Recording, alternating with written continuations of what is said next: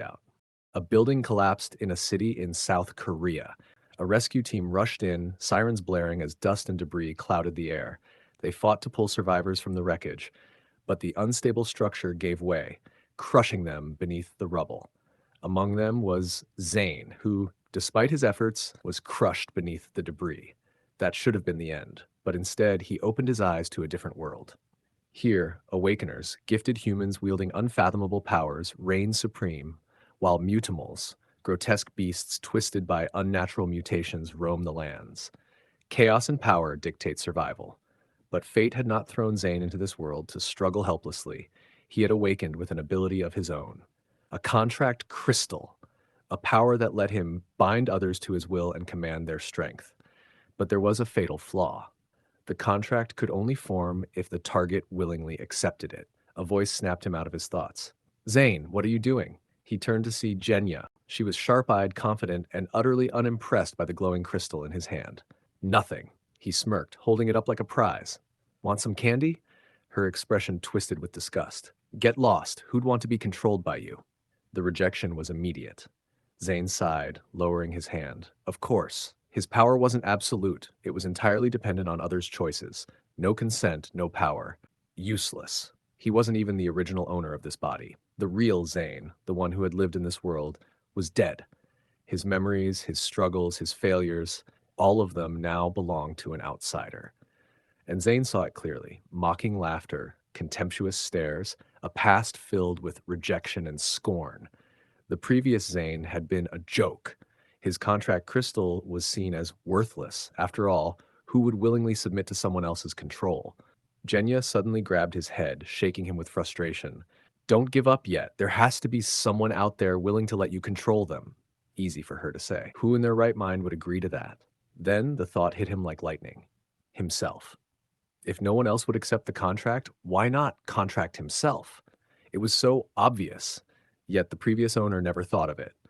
Without hesitation, he bit down on the crystal. A surge of green energy erupted around him, crackling with raw power. Jenya stumbled back in shock. The energy swirled violently, then faded. He was still standing, unharmed, but something was different. Jenya let out an exasperated sigh. Idiot, whatever, let's go. It's getting late. Tomorrow, she would report to the Defenders, an elite Awakener force tasked with protecting the city.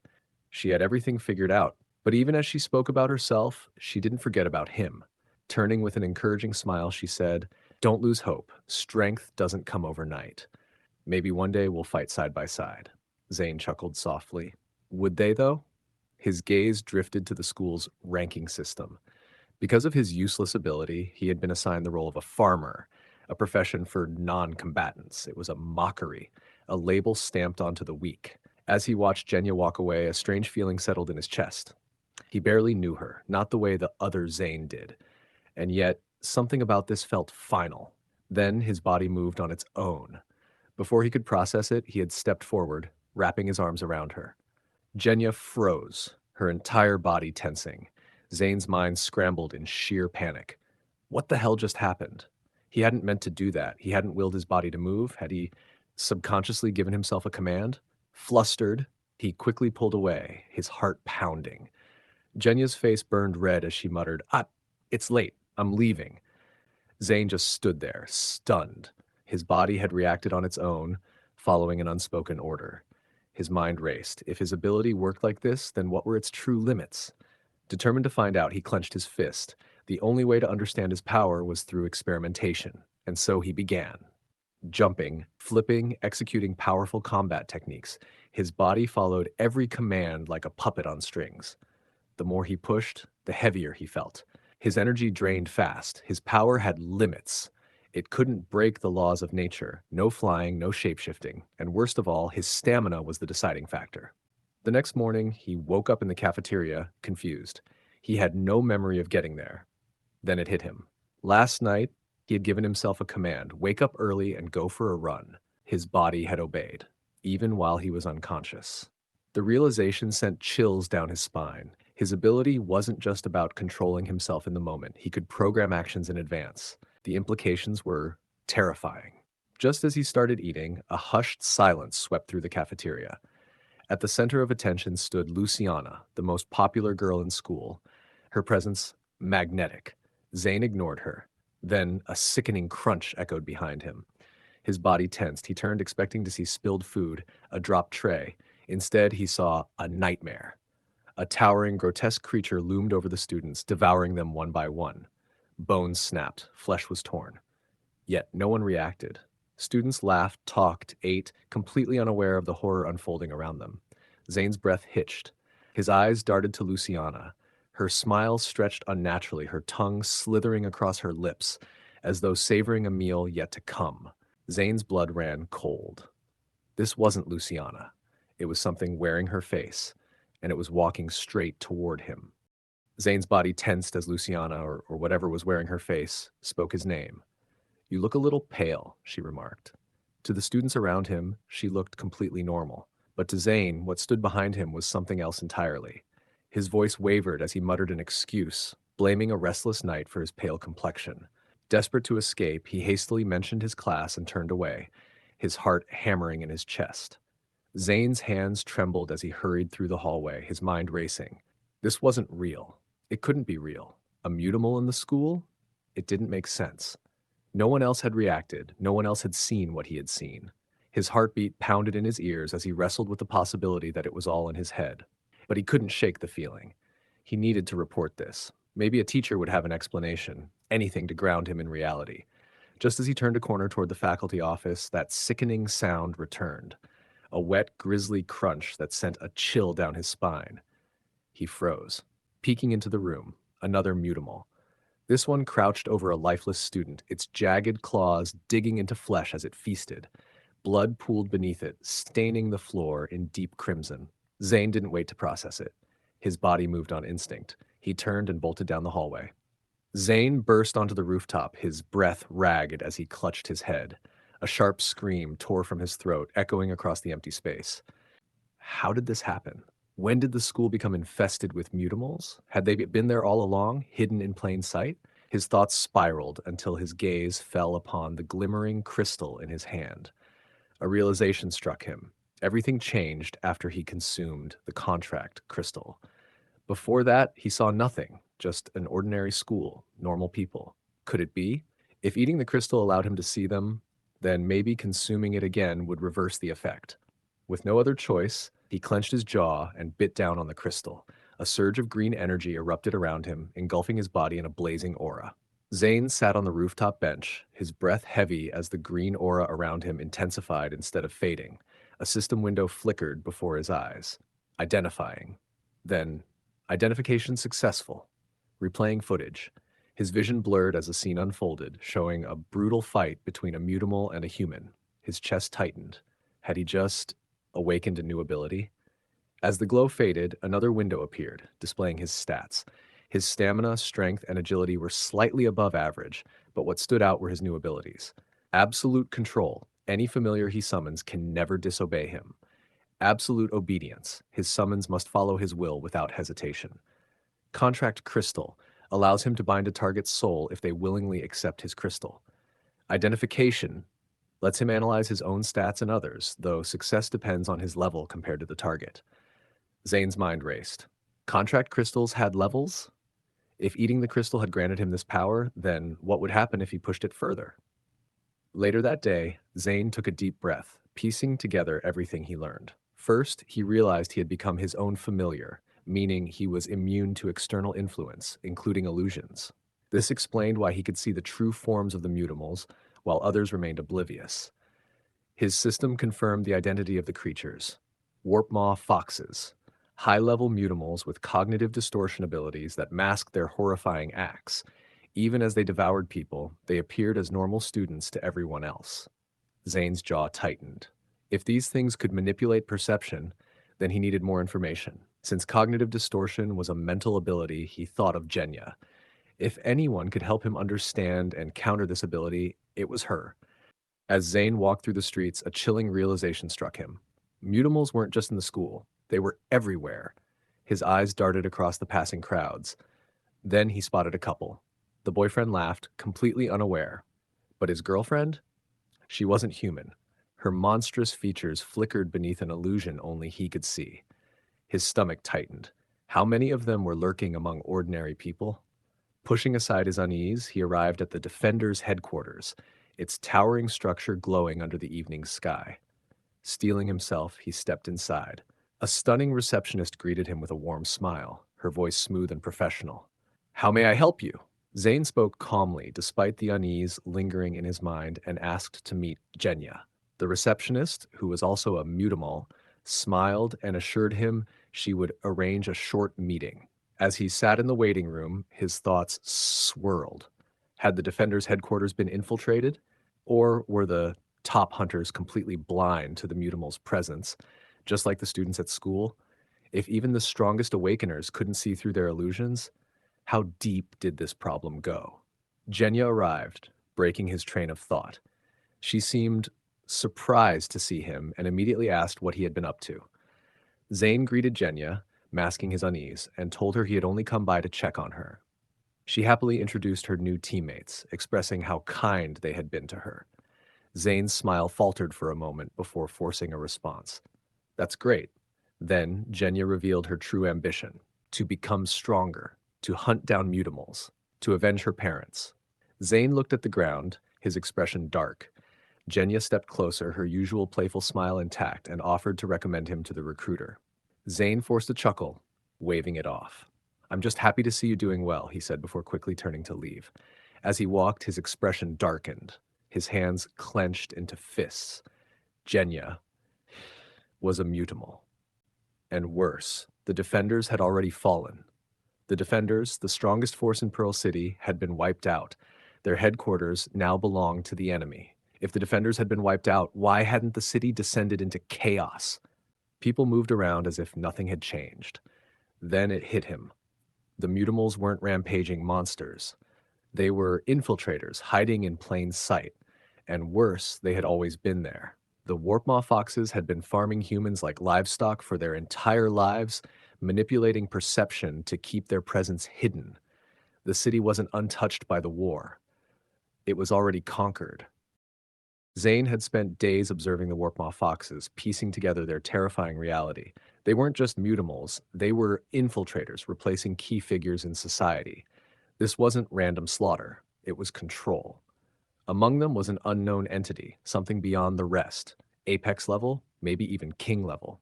Zane knew that even identifying it directly would alert it instantly. Confrontation was suicide. Then came the worst revelation: Operation Appear. The Warpmaw foxes weren't just hunting awakeners and leaders, they were farming humanity. The weak were left alive, livestock to be manipulated and harvested. Zane clenched his fists. He was too weak. But standing by? That wasn't an option. A week had passed, and he had trained relentlessly, pushing his body beyond its limits. Less sleep, faster recovery. His body was adapting unnaturally fast. Yet, despite leveling up, his attempt to gain new abilities from crystals had failed. Until today. As a deep purple crystal formed in his hand, he hesitated for only a moment before swallowing it. Agony surged through him, his heart hammering as his body ignited with raw energy. His system updated. New ability: Night Walker. Heightened night vision, reduced presence, increased speed, shadow invisibility. Zane's lips curled into a grin. If he gained an ability with every level, he'd be invincible. Testing his new powers, he sprinted through the empty streets. His body felt weightless, his vision sharper than ever before. The darkness embraced him like a second skin. Every detail, the cracks in the pavement, the rustling of leaves, stood out with crystal clarity. Then, something caught his eye. A faint glimmer near the running track. He slowed, instincts kicking in as he knelt and picked up a ring. The blue gemstone pulsed with energy. Without hesitation, he activated identification. The skill struggled at first, but then, success. Assassin's Ring, an artifact that made the wearer subconsciously ignored by all but high-level awakeners. Who had been using this, and for what purpose? Before he could ponder further, his ability triggered another response. The ring was replaying something, a memory, a recorded event embedded in its essence. His surroundings flickered, replaced by a grainy, rain-soaked scene. A masked man dressed in white stood before the monstrous Warpmaw fox disguised as Luciana. Zane's breath hitched. The man fought fiercely, his movements precise and deadly. But something was off. These creatures thrived on deception, so how could he see through Luciana's illusion? Did he know the truth, or did he still see her as human? The battle ended in an instant. The Warpmaw Fox struck him down effortlessly, his body torn apart like paper. Zane's mind raced. This man couldn't have been Luciana's enemy. She had been an orphan, someone who avoided conflict. That left only one possibility. There were others in Pearl City, people like him, secretly fighting against these monsters. A sudden noise snapped him back to reality. A Warpmaw Fox had appeared, its glowing red eyes scanning the area. It moved forward, sniffing, searching. But Zane had already disappeared into the shadows.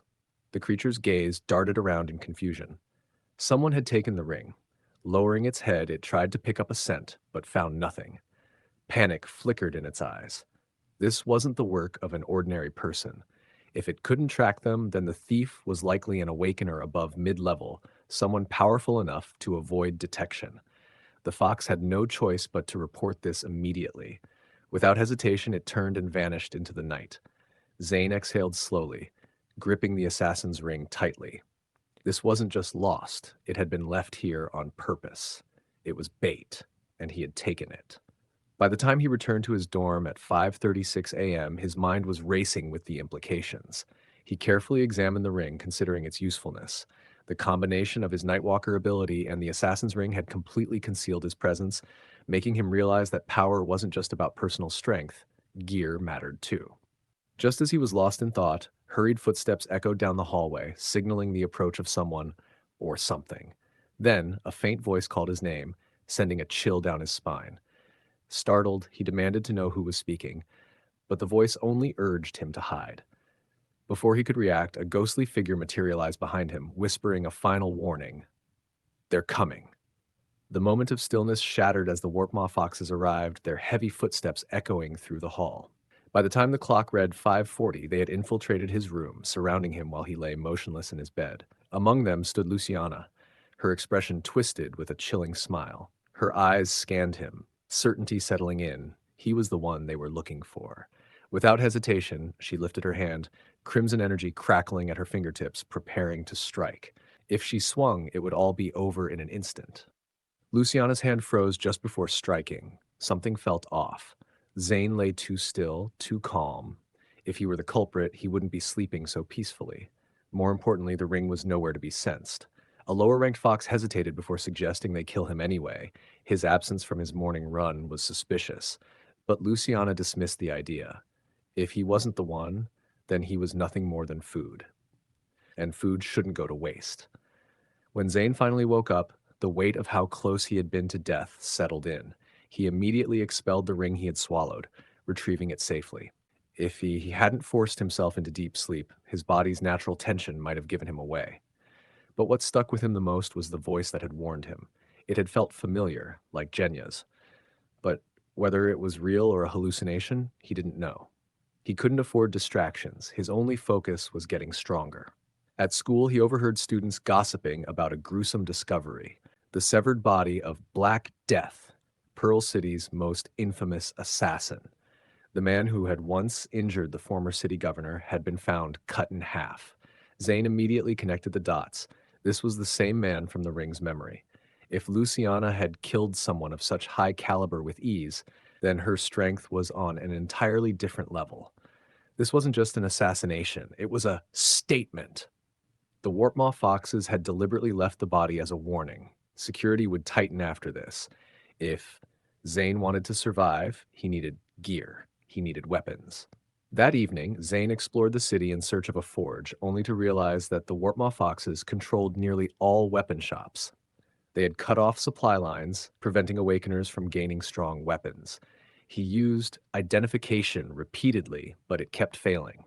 Then, for the first time ever, identification successful. His skill had leveled up to mid-level identification. Testing it, he examined a Warpmaw Fox and was now able to see its detailed abilities and level. One of them called out to him, "Hey boy, come in and take a look." But Zane didn't even consider it. He needed a forge free from their control. After hours of searching, he finally found the Iron Soul Foundries, a seemingly independent smithy. Inside, a young man was desperately trying to sell a sword to the elderly shop owner, who, seemingly hard of hearing, responded with completely unrelated remarks, frustrating the seller. The young man, growing impatient, slammed his hand on the counter in anger. Zane, sensing something off, stepped forward and grabbed the sword, activating identification. The reality was exposed. The weapon was worthless. It had been broken and poorly repaired, making it useless in combat.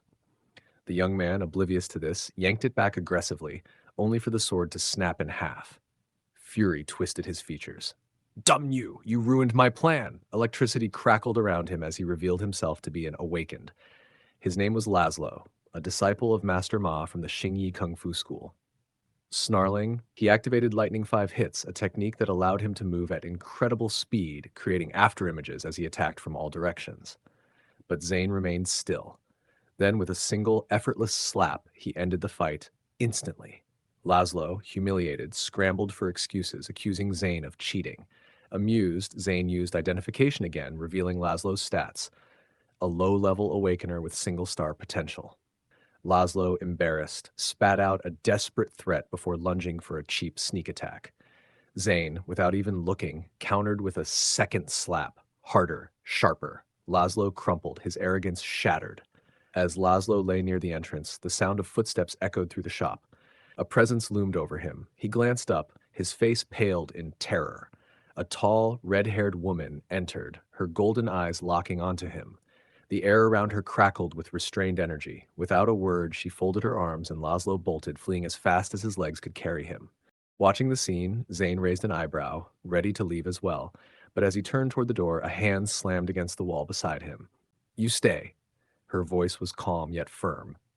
He barely had time to react before she took a step forward. Let's chat. Zane hesitated as the red-haired woman leaned in with a sly smile. She introduced herself as a poor woman struggling to make a living while looking after her uncle, but her confidence suggested otherwise. With a smirk, she called him strong and reliable and asked if he would help her. The intensity of her gaze made Zane blush, instinctively averting his eyes. Before he could answer, she suddenly pulled him in. Stay and work for me. She explained his job, watching over her Uncle Tay and managing the shop. In return, she promised meals, lodging, and a salary. It sounded too good to refuse. If he got on her good side, he might even get valuable items for free. More importantly, the shop wasn't under Warpmaw Fox control. And of course, she was stunning. Fired up, Zane struck a dramatic pose, boldly declaring, I'll become the king of blacksmiths. He held a hammer over his shoulder, his expression fierce, but with his straw hat and exaggerated stance, he looked more like a certain pirate dreaming of treasure. Before he could bask in his self-proclaimed greatness, the woman delivered a hearty slap on his back. Her friendly encouragement felt more like a sledgehammer blow, nearly sending his soul to the afterlife. Zane had accepted the job, but now he had a bigger challenge ahead: surviving her monstrous strength before even thinking about becoming a blacksmith. Days passed, and Zane adjusted to life at Iron Soul Foundries. As the forge burned hot, Roxanne's voice rang out. Harder, Zane! Drenched in sweat, shirtless from the heat, Zane hesitated. Roxanne, is this really okay? She smirked, casually leaning against the counter. It's fine. No one will come. Wait, why does that sound so suspicious? Feels right, she suddenly declared, panting slightly. Okay, hold on. What exactly feels right? Before Zane could spiral into dangerous thoughts, Roxanne proudly pointed at the forge. This is our patent technique, dough-kneading forging. We need the materials like dough to mix them thoroughly. That explained it. But why did she have to say it like that? Before heading to the warehouse, she gestured toward a nearby bucket. The fuel is in there. Don't let the fire go out. She forgot to mention which bucket. Zane glanced at the bucket beside him, filled with coal, but another container nearby held tiger keelback scales. They looked similar enough, right? Hesitating, he reasoned with himself. If coal was fuel, then the scales should work the same way, right? As the flames began to dim, panic set in. Roxanne would kill him if the fire died out. Desperate, he threw everything in. Coal, scales, whatever could burn. Big mistake. The flames roared violently, twisting upward. Then, a massive eruption consumed the workshop. Golden flames burst outward before collapsing inward toward him. Instead of dispersing, the fire swirled around Zane, drawn to him unnaturally. Zane thought he had just died, But something even stranger happened. A monstrous face formed on his chest within the fiery glow. In an instant, the surrounding flames rushed toward it, devoured. Zane staggered, barely conscious as he stood amid the aftermath. Ash floated in the air, scorch marks covered the walls. Before he could react, a searing pain shot through his chest. His heart pounded violently. Desperate for answers, he activated identification. His attribute panel had changed drastically. New ability, Fire Eater, allows him to consume and store fire elemental energy, releasing it at will. Contract, Crystal of 3 had upgraded. Nightwalker had evolved, enhancing speed, night vision, and granting invisibility in shadows. Realization struck. Each new ability awakened seemed to increase his potential. Upgrading old ones did too. Could his potential grow infinitely? No one had ever heard of such a thing. Was there a limit? His mind raced back to earlier that morning when he had reached level 3 and consumed a level 3 crystal. Yet, the effects had only now activated. Why? Was there a hidden condition? Before he could dwell on it, Roxanne entered, eyes scanning the wreckage. What happened? Why is the room like this? Realizing the tiger keelback scales had caused the explosion, she immediately apologized for forgetting to warn him about their volatile nature. Zane, still recovering, brought up the damages, but Roxanne waved it off, relieved he was unharmed. Then her eyes locked onto the melted materials. She was astonished. The fusion was perfect, something only extreme temperatures could achieve. This was no ordinary result. With a smirk of approval, she acknowledged his talent. If this was what he was capable of, he could make it into the Big Three. Without hesitation, she began forging a weapon from the newly formed metal. Zane watched, then asked the question on his mind. The defenders and investigators are well known, but what about the third organization? Still focused on forging, Roxanne confirmed its existence. No one knew its name or purpose, but it operated from the shadows. Moments later, she finished cooling the weapon and casually reminded Zane, "Didn't you want to buy a weapon?" Instead of selling it, she offered it to him. Zane took the dagger, instinctively using identification. Name, Sapphire's Tear. Material, bitter steel. Quality, superior. Effective against level 10 to 19 enemies and lower tier mutimals. Zane was stunned. This wasn't just any weapon, it was worth 100,000 credits. His monthly salary was only 3,000. Roxanne laughed at his shock. Consider it a reward for your progress. Before leaving on a mission, she instructed him to watch over Teg and the shop. Later that night, a young girl sat alone on a swing, laughter echoing softly in the quiet park. At first glance, she seemed normal, but Zane's identification revealed the truth. A warp maw fox. Level 3, rank low, ability cognitive distortion. He had never seen a warp maw fox this weak before. With Sapphire's Tear in hand, he felt confident. The defenders inside the city were wiped out, but the investigators outside still didn't know. If he took down this creature and delivered its corpse, it could serve as a warning. Zane moved to strike, but before he could, ice formed on his shoulder, freezing him in place. A cold, commanding voice cut through the night. "Are you planning to harm that child?" Then, a deep, menacing voice followed. "Don't move or you'll lose your life." Zane's hunt had just drawn the attention of a powerful unknown force. The icy pressure surrounding Zane made one thing clear. This person's level was far beyond his own. Even with the combined effects of Nightwalker and Assassin's Ring, he had been detected effortlessly. A chilling presence emerged from the ice, delivering an ominous message. "Meet me at the orphanage training ground if you want to survive."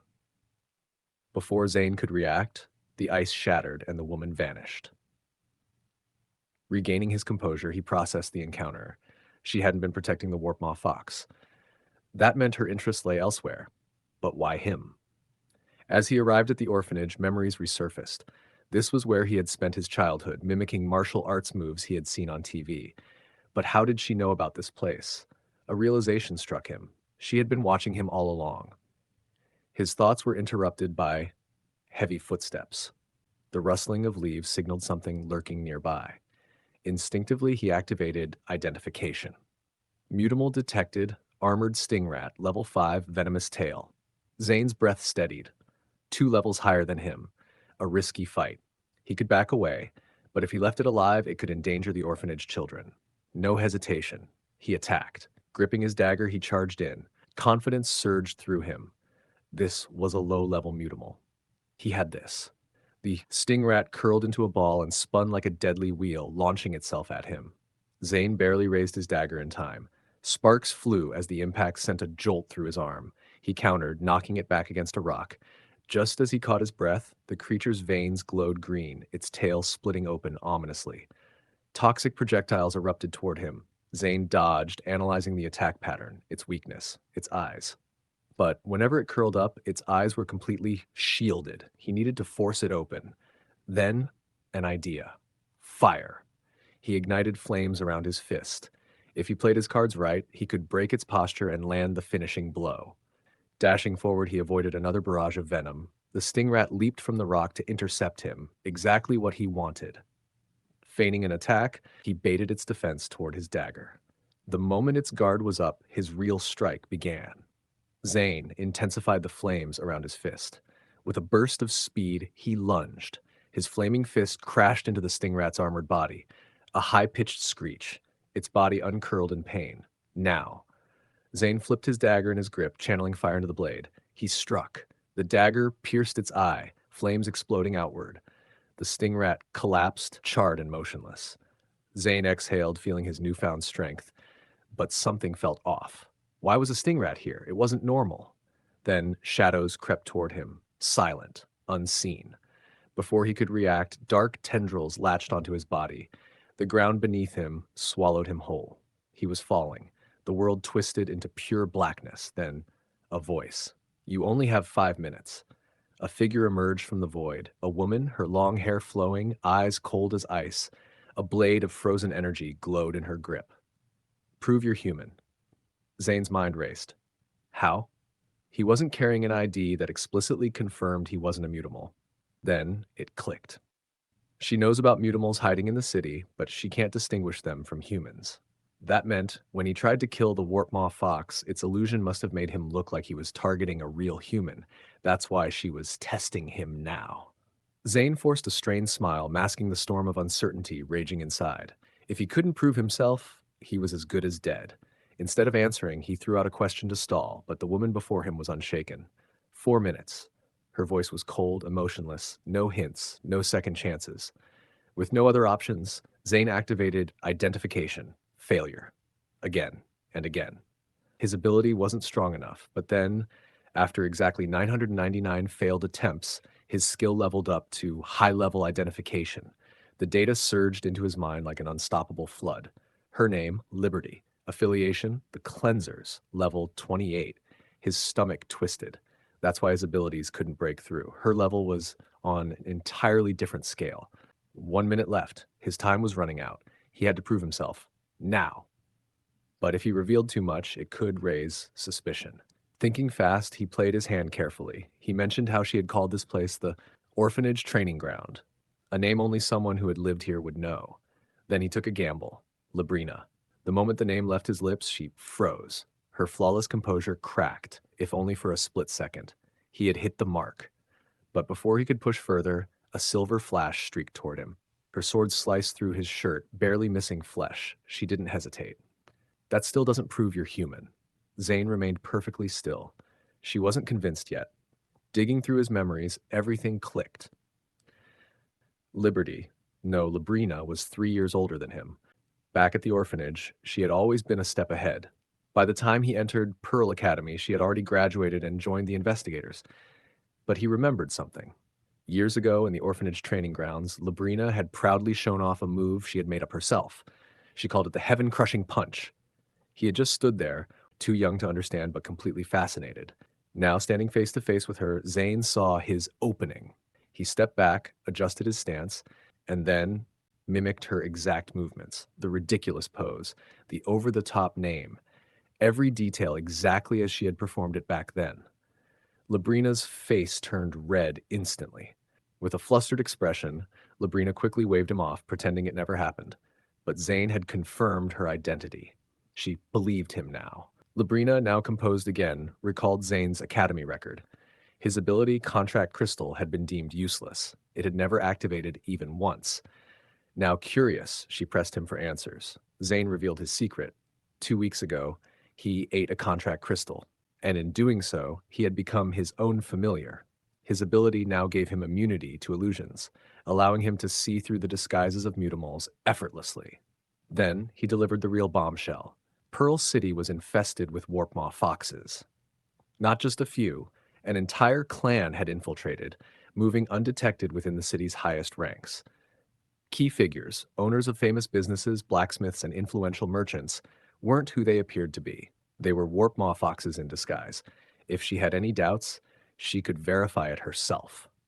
Instead, she pulled out a glowing communication crystal, sending an urgent message to Kimbo, who had been monitoring everything. She needed his opinion. Was Zane telling the truth? Kimbo's response came through. Warpmaw foxes had never been recorded near Pearl City, making Zane's claim highly unlikely. But there was one thing that matched past reports: cognitive distortion. Kimbo had already dispatched a team to apprehend the most suspicious individuals. If they were truly compromised, confirmation would come soon. And then, boom, a thunderous explosion shook the ground. Flames erupted into the night sky, illuminating the city in an ominous glow. Kimbo and his men turned sharply, instincts kicking in. Soldiers sprinted toward them, faces filled with alarm. One breathless soldier reported, "The owner of the breakfast nook. She turned on us the moment she left the city. She had attacked without warning, her human form warping as she lunged for Kimbo's throat." But Kimbo stood firm. His fist crackled with fire, the heat distorting the air around him. As the Warpmaw fox lunged, he met her with a devastating flaming punch, sending her flying backward. The impact tore away her disguise, exposing the grotesque creature underneath. The realization hit immediately. Zane had been right all along. Kimbo didn't hesitate. His voice rang out like thunder. "Relay the order. Eliminate every remaining suspect on sight." High above the city, Luciana reclined on the balcony of Pearl Academy, basking in the cool night air. Her assistant stood nearby, awaiting her command. Then, her eyes snapped open. A powerful surge of recognition rippled through her. Luciana rose into the air, hovering effortlessly above the academy. Her golden eyes locked onto the city's outskirts. Nira was dead. Someone had eliminated her outside Pearl City's borders. And this wasn't random. She was the second person from Prosperity Lane to be taken out in a short span of time. This was not a coincidence. Whoever had done this had planned it perfectly, executing with precision beyond ordinary means. A deep, monstrous power began to rise from within her. Her form flickered, the essence of her Warpmaw fox lineage distorting reality itself. Someone had dared to interfere with her plans, and they would pay for it.